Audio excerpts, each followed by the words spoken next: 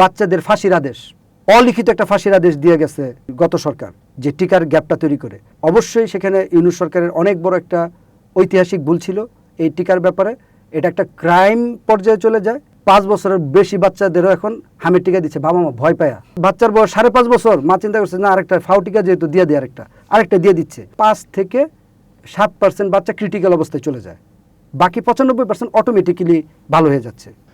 এখন যে বিষয়টা আমাদের দেশে ঘোরাঘুরি করছে, ফেসবুকে একরকম, বাস্তবতা আর একরকম। আর এটার পেছন যদি যাই আমরা শুরু থেকে, আমরা আমাদের জন্মের পর থেকে যদি আমরা 80-90 সালের কথা বলি, সেখানে নানা রকম ভ্যাকসিন বা টিকার কথা আমরা শুনে আসছি, পোলিও টিকার কথা শুনে আসছি। এটার আবার বাস্তবতা শুনে আসছি বিভিন্ন বই, গণমাধ্যমে বা ইতিহাসে, যে এগুলো নাকি অনুন্নত দেশে ট্রায়াল হিসেবে দেখা হয়। কেউ কেউ বলে ভ্যাকসিন বাংলাদেশের মানুষ বা এই ক্যাটাগরির দেশে ট্রায়াল দেওয়া হয়। আর আরেকটা বাস্তবতা হচ্ছে যে হাম বিষয়টা আসলে ইউনূস সরকারের বিষয়টা আসে, যে ডক্টর ইউনূস পোলিও টিকা বা হামের টিকাটা আনে নাই বা বিভিন্ন এলিগেশন আছে। এর জন্য কতজন মারা গেছে এটার নিয়েই শুধু ট্রায়াল দেওয়া হচ্ছে।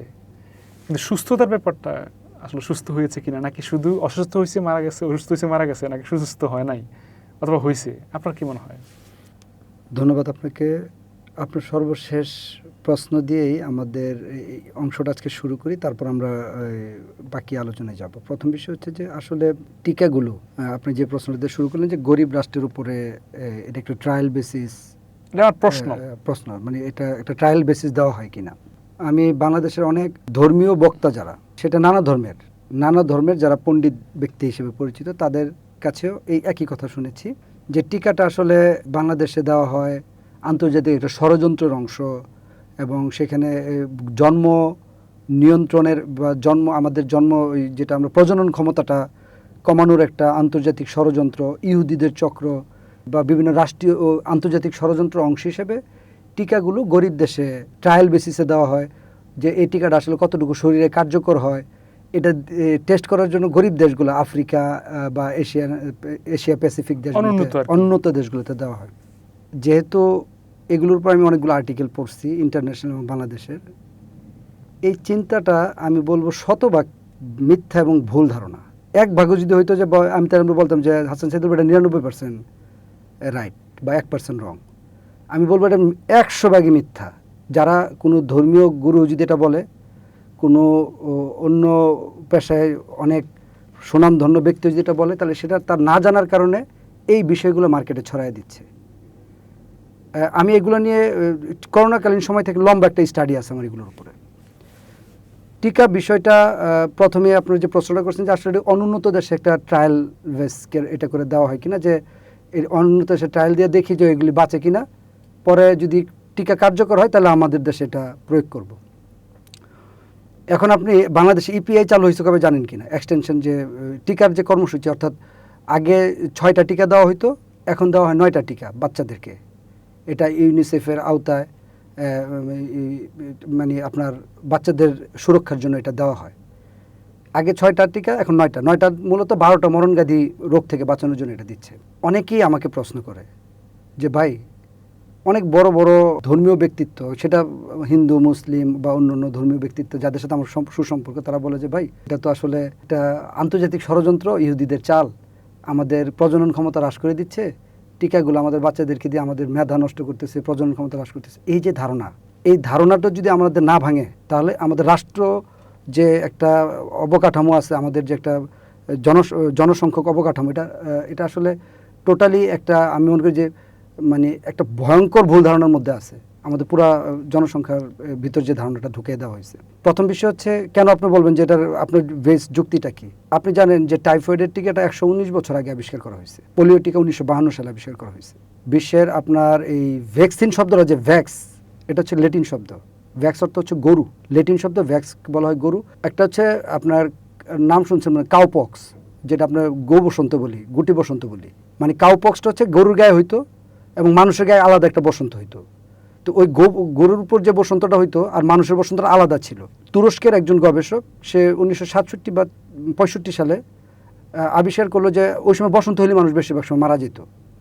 তো তুরস্কের গবেষক আবিষ্কার করলো যে গরুর বসন্ত থেকে কাউপক্স যেটা হয় ওইখান থেকে ভ্যাকসিনটা বের করে মানে ওর গায়ে থেকে যে ইয়াটা হয় মানে এটা কী বলে যে ওর শরীরে যে পোচের মতো হয় এটা নিয়ে যখন আপনার ইয়াতে ইউজ করছে মানুষের শরীরে যে বসন্তটা ইউজ করছে তখন থেকে এটা আপনার খুব কার্যকর হলো, মানুষ সেভ হওয়া শুরু করলো। এবং ওইখান থেকে প্রথম ভ্যাক্স থেকে এটা নেওয়া দেখে এটা পরবর্তীতে ভ্যাকসিন নামে পরিচিত হয়েছে। আপনার অনেক বড় একজন গবেষক লুই পাস্তুর, সে কিন্তু ডাক্তার ছিল না, তার 2 মেয়ে যখন ইয়াতে মারা যায়, একজন মেয়ে মনে টাইফয়েডে মারা যায়, একজন সম্ভবত কলেরা জাতীয় কোনো একটা কিছুতে মারা যায়। তার 2 মেয়ের শোকে সে এতটা কষ্ট পাইছিল, বাকি জীবন সে গবেষণা করে কাটাই দিছে। এবং পৃথিবীর সবচেয়ে বড় বড় ডাক্তাররা যে গবেষণা করে যা বাহির করতে না পারছে, সেই লুই পাস্তুর কিন্তু এর চেয়ে অনেক কিছু আবিষ্কার করে গেছে, জলাতঙ্ক রোগের যে ভ্যাকসিনটা। এবং আমরা যে পাস্তুরিত দুধ খাই এখন মিল্ক বিটার, পাস্তুর, এই লুই পাস্তুরের নাম থেকে কিন্তু পাস্তুর শব্দটা আসছে, পাস্তুরিত দুধের পাস্তুরিত করা সে তৈরি করলো। এই যে জিনিসটা আসলো, আপনি দেখেন এখন আপনার কল্পনা করতে হবে যে টিকাগুলো আবিষ্কার হয়েছে কত সালে। এগুলি এক একটা প্রায় প্রতিটা টিকারই আবিষ্কারের বয়স হচ্ছে প্রায় 100 বছরের উপরে। মানে 100 বছর আগে কিন্তু এগুলি ট্রায়াল দিয়ে দিছে, ইউরোপ আমেরিকা ট্রায়াল দিয়ে তাদের দেশে ট্রায়াল দিয়ে এখন বাংলাদেশে এটা শুরু হয়েছে 1979 সাল থেকে। তাহলে আমরা কেন বলতেছি যে এটা আমাদের উপর ট্রায়াল দিচ্ছে? ইউরোপে আপনার 8টা টিকা দিচ্ছে, 9টা টিকা দিচ্ছে, আমেরিকায় দিচ্ছে 7টা টিকা। আমাদের যেভাবে টিকা দিচ্ছে তারা ওইভাবে টিকা দিচ্ছে। আমাদের উপরে কীভাবে প্রয়োগ করলো? আমাদের তো শুরু হয়েছে 1979 সালে, আর এই টিকা সিস্টেম চালু করছে তারা আরও 100 বছর আগে। তারা অলরেডি ট্রায়াল দিয়ে সব কিছু ফিনিশ করে দিয়ে তারপর আমাদের কাছে পাঠাচ্ছে। দ্বিতীয় বিষয়, আপনার সর্বশেষ আপনি চিন্তা করবেন যে আমাদের চোখে আমরা কী দিচ্ছি। আমাদের চোখে আমরা দেখলাম করোনা ভ্যাকসিনটা দেখলাম। করোনা ভ্যাকসিন কি বাংলাদেশে প্রয়োগ করছে আগে? অবশ্যই না। চীন, আমেরিকা, অস্ট্রেলিয়া, সুইডেন, ডেনমার্ক সবাই প্রয়োগ করে তারপর যখন আমরা ওদের 6 মাস পরে গিয়ে আমরা পাইছি, আমাদেরকে এত প্রয়োগ করে নাই। তার মানে আমরা একটা মিথ্যা ন্যারেটিভ, অজানা ন্যারেটিভ ছড়াই দিচ্ছি। আপনি এখন কল্পনা করেন এই ন্যারেটিভটা যদি আমরা না বুঝি, রিয়েলিটিটা যদি না বুঝি, আরও কত মানুষ মারা যাওয়ার সম্ভাবনা আছে। আজকে একটা টিকার ক্রাইসিসে কিন্তু অনেক মানুষ মারা যাচ্ছে, প্রায় 420-30 জন শিশু অলরেডি মারা গেছে বাংলাদেশে একটা টিকার ক্রাইসিস গ্যাপে। তাহলে আপনি কেন বলতেছেন যে ভাই আমাদের উপর এগুলো ট্রায়াল বেসিস দিচ্ছে? এখন আপনি আমাকে প্রশ্ন করতে পারেন যে নাজমুল ভাই, তো তারা আমাদেরকে টিকা দিচ্ছে কেন, ফ্রি টিকা দিচ্ছে কেন? সহজ হিসাব ভাই, আমি প্র্যাকটিক্যালি বোঝার চেষ্টা করছি। আমার বাসায় যে খালা কাজ করে, তার ছোট বাচ্চা আছে, আমারও ছোট বাচ্চা আছে। এখন আমার বাড়ির কাজের সহযোগিতার জন্য খালাকে কিন্তু আমার বাসায় রাখতে হচ্ছে। এবং তার ছোট বাচ্চা, আমার বাচ্চাকে যদি আমি এই হামের টিকা দিই, তাহলে তার বাচ্চাকে হামের টিকা দেওয়া আমার জন্য ফরজ হয়ে যাবে। কারণ কি জানেন, আমি চিন্তা করবো খালাই বাচ্চা নিয়ে বিভিন্ন জায়গায় ঘুরবে, ওই বাচ্চাটা যদি হাম হয়ে যায়, এই বাচ্চা আবার বাসায় আসলে আমার বাচ্চার হাম হয়ে যাওয়ার সম্ভাবনা আছে। তো ইউরোপ, আমেরিকা বা উন্নত দেশগুলো চিন্তা করে, এটা আমার ব্যক্তিগত অভিমত, যে আমার দেশকে আমি হাম থেকে সুরক্ষা করলাম, আমার দেশকে আমি বসন্ত থেকে সুরক্ষা করলাম, আমার দেশকে আমি বিভিন্ন রোগ থেকে সুরক্ষা করলাম। কিন্তু অন্য দেশে যদি এটা হয়, আপনি দেখবেন চীন থেকে তো আমাদের দেশে করোনা আসছে, তাই না? তাহলে ওই দেশে, আমার দেশে যদি ভ্যাকসিন দিয়ে সবাইকে সুরক্ষা করতে না পারে, তাহলে আমার দেশ থেকে একটা রোগ কিন্তু আবার ইউরোপে ঢুকবে, আবার সেটা প্রাদুর্ভাব শুরু হবে। আপনি আমার কথাটা বুঝছেন কিনা? জি জি জি। তার মানে তাদের নিজের সুরক্ষার জন্যই, অর্থাৎ তাদের শিশুদের সুরক্ষার জন্য কিন্তু আমাদের শিশুদেরকে তারা ভ্যাকসিনেশন করতেছে। কেন করতেছে?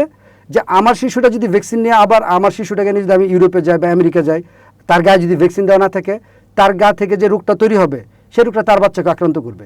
যার কারণে তারা কিন্তু ওয়ার্ল্ড ওয়াইড জিরো করার চিন্তা এটা। আপনি দেখবেন যে পোলিও কিন্তু ওয়ার্ল্ড ওয়াইড 1954 সালে সম্ভবত ইউরোপ পোলিও জিরো করে ফেলছে। বাংলাদেশে পোলিও এখন জিরো, কোনো পোলিও আক্রান্ত রোগী হচ্ছে না। একটা রোগী যদি আক্রান্ত হয়ে যায়, তাহলে কিন্তু আবার বাংলাদেশে পোলিও হাই অ্যালার্ট জারি হবে। তার মানে এটা একটা কিন্তু ওয়ার্ল্ড ওয়াইড প্রসেস। আপনি এখন বলতে পারেন যে, আপনি বললাম তো যে কেন ফ্রি টিকা দিচ্ছে তারা, তাদের স্বার্থেই দিচ্ছে। কী স্বার্থ? যে আমাদের এখানে রোগবালাই তৈরি হলে এই রোগগুলো কিন্তু এখন সারা বিশ্ব ছড়া যায়, গ্লোবালাইজেশনের যুগ। বাংলাদেশ একটা রোগ হলে সারা পৃথিবীতে ছড়াবে। এই যে আপনার নতুন একটা ভাইরাস আসছে, কী বলে, যে ইঁদুর থেকে, হান্টার ভাইরাস। এখন হান্টার ভাইরাস নিয়ে কিন্তু WHO সারা বিশ্বে অ্যালার্ট দিচ্ছে। আমাদের দেশে কিন্তু কোনো একটা রোগী নাই, কিন্তু আমি এটা জানি যে এটা যদি নিয়ন্ত্রণ না করে আমাদের দেশে হান্টার ভাইরাস ঢুকে যাবে।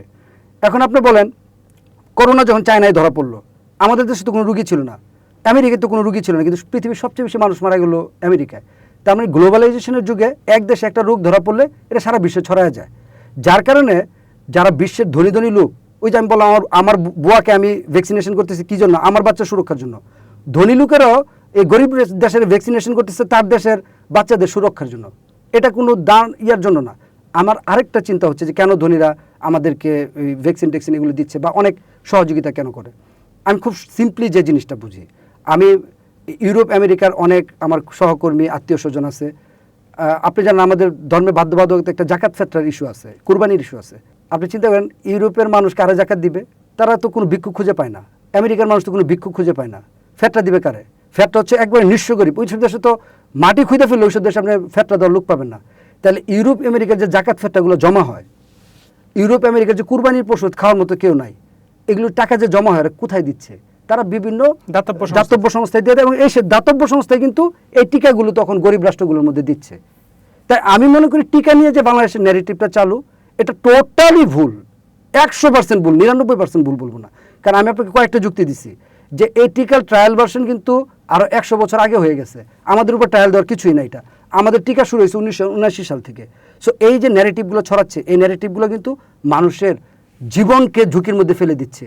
যে একজন সাপোজ একটা ধর্ম নেতৃত্ব যদি, ধর্মের পণ্ডিত ব্যক্তি যদি বলে এই আপনারা বাচ্চারা টিকা দিবেন না, এগুলো আপনার বাচ্চার প্রজনন ক্ষমতা নষ্ট করে ফেলাইব, আপনার বাচ্চার ব্রেন নষ্ট করে ফেলাইব, তখন কিন্তু সাধারণ মানুষ না, উনি বলছে জ্ঞানী মানুষ দেওয়া যাবে না। কিন্তু তার অজ্ঞানতার কারণে একটা বাচ্চার জীবন কিন্তু ঝুঁকির মধ্যে পড়ে গেল। তাই ভি সিরিয়াস অ্যাবাউট ইট। এটা কিন্তু খুব হালকা বিষয় না।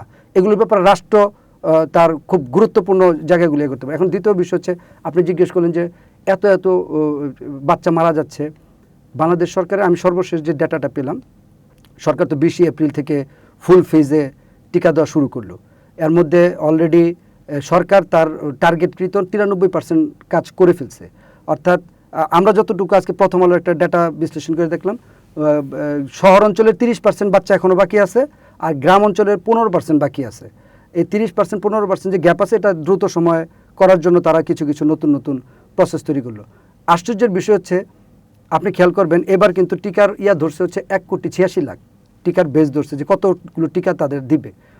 এটা 2022 সালের একটা ডাটাকে বেস করে এই সংখ্যাটা ধরা হয়েছে। কিন্তু এই 1,86,00,000-এর চেয়ে অনেক বেশি শিশু টিকার আওতায় চলে আসছে। কারণ 2022 সালে এটা হিসাব করছে, 2022 সালের পর 4 বছর আরও শিশু জন্ম নিচ্ছে, তারাও টিকার আওতায় আসছে। এখন সবচেয়ে বড় বিষয় হচ্ছে আরও টিকা কেন এখানে যুক্ত হচ্ছে, মানুষ এখন প্যানিকড হয়ে গেছে। 5 বছরের বেশি বাচ্চাদেরও এখন হামের টিকা দিচ্ছে, বাবা মা ভয় পায়া যে না আমার বাচ্চারা আর একটা ডাবল টিকা দিয়ে দিই। ডাক্তাররাও ডিক্লেয়ার দিয়ে দিছে যে বাড়তি টিকা নিলে কোনো অসুবিধা নাই, কিন্তু টিকা না থাকলে অসুবিধা। যার কারণে দেখা গেছে আগে একটা বাচ্চা 2টা টিকা নিছে, এখন বয়সে আরেকটা টিকা নিয়ে নিচ্ছে। বাচ্চার বয়স 5.5 বছর, মা চিন্তা করছে না আরেকটা ফাউ টিকা যেহেতু দিয়ে দেয়, আরেকটা দিয়ে দিচ্ছে। তাতে কিন্তু টিকার সংখ্যা আরও বাড়তেছে। এবং এই যে এখন বাচ্চাদের সামান্য ঠান্ডা জ্বর কাশি হলেই বাবা মা হাসপাতাল দৌড়ায় যাচ্ছে, কেন? প্যানিকড হয়ে গেছে যে আমার বাচ্চার কি হামের কোনো লক্ষণ দেখা দিল কিনা। এতে হাসপাতালে কিন্তু বাড়তি চাপ পড়তেছে। হাসপাতালে যে নর্মাল ট্রিটমেন্ট সিস্টেম শিশুদের, এই সিস্টেমটা কিন্তু এখন টালমাটাল হয়ে গেছে। কারণ আগে দেখা গেছে 100 জন শিশু আসতো, এখন আসতেছে 500 জন শিশু। তাদেরকে অথচ 500 জন শিশুর মধ্যে কিন্তু আসলে হাসপাতালে আসার উপযোগী ছিল 50 জন, কিন্তু বাকি সবাই 450 জন কিন্তু প্যানিকড হয়ে আসতেছে যে আমার বাচ্চার কিছু হয় কিনা। হামে সর্বশেষ যে তথ্য আমরা বিশ্লেষণ করলাম, তাতে 5 থেকে 7% বাচ্চা ক্রিটিক্যাল অবস্থায় চলে যায়, বাকি 95% অটোমেটিক্যালি ভালো হয়ে যাচ্ছে, নর্মালি বাসায় পরিচর্যা করে ভালো হয়ে যাচ্ছে। আবার 5%-এর মধ্যে 1% সুপার ক্রিটিক্যাল হয়ে যায়। তার মানে 1% থেকে 1.5% বাচ্চা মারা যায় এদেরকে মানে টোটালি যদি ফুল ফেজের ট্রিটমেন্টের আওতায় না আনতে পারে। তো আমরা কিন্তু এখন এরকম একটা সিচুয়েশনে আছি, মানে ভালনারেবল সিচুয়েশন, যে বাবা মা এখন হালকা পাতলা শরীরে জ্বর উঠলে বাচ্চার হালকা একটু ঠান্ডা লাগলে অস্থির হয়ে যাচ্ছে। কিন্তু যদি সেটা হামও হয়ে থাকে, অ্যাজ পার ল আমরা যেটা বাংলাদেশের ইয়েগুলো দেখলাম, তাতে কিন্তু 95% এটা অটোমেটিক্যালি ভালো হয়ে যাচ্ছে। তারপরেও সচেতনতার জায়গার জন্য চিকিৎসকের পরামর্শ নিতে হবে, এটা খুব জরুরি বিষয়। আরেকটা বিষয় হচ্ছে এই যে টিকার যে একটা গ্যাপ তৈরি হলো, আপনি বললেন যে গত সরকার এটাকে করছে। অবশ্যই সেখানে ইউনূস সরকারের অনেক বড় একটা ঐতিহাসিক ভুল ছিল এই টিকার ব্যাপারে। এটা একটা ক্রাইম পর্যায়ে চলে যায়, এটা একটা রাষ্ট্রীয়, অবশ্যই এটা রাষ্ট্রের প্রতি একটা আঘাত। আমি যদি বলি যে এটা বাচ্চাদের ফাঁসির আদেশ, অলিখিত একটা ফাঁসির আদেশ দিয়ে গেছে গত সরকার, যে টিকার গ্যাপটা তৈরি করে। এর আগেও কিছু গ্যাপ ছিল, তবে এই সরকারের সময় সেটা পরিপূর্ণতার একটা গ্যাপ চলে আসছে, যেটা আমি আগে আপনার একটা অনুষ্ঠানে বলছিলাম। সর্বোপরি আমাদের দেখবেন যে সারা বিশ্ব থেকে ভ্যাকসিন আমাদের এখানে আনতে হচ্ছে। কেন আনতে হচ্ছে ভাই? সারা বিশ্বে আমরা 100 দেশে ওষুধ পাঠাই, 100 দেশে ওষুধ রপ্তানি করি। 98% ওষুধ আমাদের নিজের দেশের ওষুধ আমরা নিজেরা তৈরি করে খাচ্ছি। কেন একটা টিকা তৈরি করতে পারলাম না আজ পর্যন্ত? কেন তৈরি করতে পারছেন? লোভ। আমাদের ব্যবসায়িক যারা, এদের লোভ বেশি ভাই। একটা টিকা আবিষ্কার করতে গেলে একটা লম্বা প্রসেস চালু রাখতে হয়, আপনি জানেন কিনা? বাংলাদেশে কিন্তু একটা লজ্জার বিষয় কি জানেন? বাংলাদেশের ওষুধ প্রশাসনকে WHO, ওয়ার্ল্ড হেলথ অর্গানাইজেশন, আপনার ম্যাচুরিটি লেভেল 2-তে রাখছে, 3-তে দেয় নাই। ম্যাচুরিটি লেভেল 2 মানে হচ্ছে তোমরা টিকা আবিষ্কার করার যোগ্যতা অর্জন করো নাই। ম্যাচুরিটি লেভেল 3 মানে তুমি টিকা আবিষ্কার করার যোগ্যতা অর্জন করছো, আমরা এটা ট্রায়াল দিয়ে পৃথিবীর বিভিন্ন দেশে রেফার করবো তোমার টিকাটা পৃথিবীর কোন কোন দেশে দেওয়া যায়। আফ্রিকার দেশ আছে আপনার ম্যাচুরিটি লেভেল 3-তে, তারা নিজেরা টিকা আবিষ্কার করে নিজের দেশে দেয়, বাইরেও করে। পার্শ্ববর্তী দেশ ভারত ম্যাচুরিটি লেভেল 3 পার করে তারা নিজেরা টিকা আবিষ্কার সারা বিশ্বে টিকা রপ্তানি করতেছে। আমরা ওষুধ শিল্পে এত আগাইলাম, আমাদের ওষুধ শিল্প আমরা 98% ওষুধ নিজেরা উৎপাদন করি। আমাদের ওষুধ শিল্পে বড় বড় এরকম জায়ান্ট কোম্পানি আছে, অপসোনিন, ইনসেপ্টা, ভ্যাক্সিমকো, যারা চাইলে বহু আগে টিকা তৈরি করতে পারতো। কিন্তু লোভ ভাই, লালসা। একটা ওষুধ তৈরি করতে গেলে তো আপনার বেশি খরচ নাই, বাইরে থেকে কাঁচামাল আনে, আয়না ওষুধ তৈরি করার দামে বিক্রি করে লাভ করে ফেলায়। ট্রায়ালের ইস্যু কম। আবার নতুন ওষুধ আবিষ্কার করতে হলে ট্রায়ালের ইস্যু কম। কিন্তু একটা ভ্যাকসিন আবিষ্কার করতে গেলে অনেক ট্রায়ালের ইস্যু আছে, লম্বা সময় ধরে ইনভেস্টমেন্ট করতে হয়, লম্বা সময় ধরে আপনার ভ্যাকসিনের পিছনে বিনিয়োগ করতে হয়। সেই বিনিয়োগগুলা যখন ট্রায়াল দিয়ে ফাইনাল হয়, ক্লিনিক্যাল ট্রায়াল দিয়ে, তখন এটা ভ্যাকসিনের জন্য অনুমোদন করা হয়। এখন আশ্চর্যের বিষয় হচ্ছে আমরা তো ম্যাচুরিটি লেভেল 3-তেই নাই। আমাদের দেশকে টিকা উৎপাদনের জন্য ওই WHO যে আরেক জায়গায় যে রেফার করবে, সেই রেফারের সার্টিফিকেটটা আমাদের নাই। কয়েক দফা আমরা আবেদন করে আমাদেরকে রিজেক্ট করে দিছে। কারণ WHO বলতেছে যে তোমরা যে ধরনের ল্যাব দরকার, ল্যাব স্থাপন দরকার, ডিজিটাল অ্যানালাইসিস দরকার, যে ধরনের গবেষক দরকার, যে ধরনের গবেষণা লম্বা সময় নিয়ে গবেষণা দরকার, ইউনিভার্সিটিতে যে গবেষণার সেলগুলো দরকার, কোনো কিছুই তোমাদের নাই। অথচ আমরা কিন্তু পৃথিবীর 100 দেশে ওষুধ রপ্তানি করি। অথচ এটা একটা ওষুধ আইটেম যেটা আমরা নিজ দেশে তৈরি করতে পারতেছি না, এটা ব্যর্থ আমরা। তাই আমাদের উচিত বড় বড় কোম্পানিগুলো, তারা যদি এখনও চায় যে আমরা বেশ কিছু টাকা ইনভেস্ট করে কয়েকটা ইউনিভার্সিটিকে এঙ্গেজ করে, অথবা আলাদা একটা আমরা গবেষণা প্রতিষ্ঠান তৈরি করে, চাইলে এটা সম্ভব, একবার নিয়ত করলে এটা সম্ভব। কিন্তু এটা হচ্ছে না। এই পর্যন্ত যারা মারা গেছে তাদের 80% হচ্ছে যারা ভ্যাকসিন নেয় নাই। ভ্যাকসিন নেওয়া যারা, তারা আক্রান্ত হওয়ার পর ভালো হয়ে যাচ্ছে। সবচেয়ে বড় বিষয় হচ্ছে ওয়ার্ল্ড হেলথ অর্গানাইজেশন যে ডাটাটা প্রকাশ করছে, 30 বছর একটা ডাটা নিয়ে তারা গবেষণা করে দেখছে, যারা ভ্যাকসিন নেয়, টিকা নেয়, তাদের 51 আগে যে সংখ্যাটা মারা যেত, ধরেন সাপোজ আগে 1 লাখ মারা যেত শিশু, এখন সেটা মারা যাচ্ছে 49,000 বা 48,000, বাকি 52,000 শিশু সেভ হয়ে যাচ্ছে শুধু ভ্যাকসিন নেওয়ার কারণে। এটা তো গবেষণা, ডেটার সংক্রান্ত অ্যানালাইসিস করা একটা ফল। এবং আপনি দেখেন এই হাম তো আমাদেরকে অনেক কিছু শিখাই দিয়ে গেল। যারা হামের টিকা নিছে, যারা হামের 2টা ডোজ কমপ্লিট করছে, তাদের 1 বা 2% মারা যাচ্ছে না। যারা মারা যাচ্ছে তারা ভ্যাকসিন ছাড়া বেশিরভাগ মারা যাচ্ছে। সো এটা ক্লিয়ার চিত্র যে একটা ভ্যাকসিন শিশুদের সুরক্ষার জন্য সর্বোত্তম প্রসেস। ভাই, আমরা যদি ধর্মের দোহাই দেই, আপনি জানেন আল্লাহ আমাদেরকে নির্দিষ্ট হায়াত দিয়ে দিছে। এখন কেউ যে আগে ভাগে গিয়ে আত্মহত্যা করে মারা যায়, সেটা তার সৃষ্টিকর্তার হাতের উপর আপনি ছেড়ে দিতে পারেন না। এটা আমাদের ব্যর্থতা।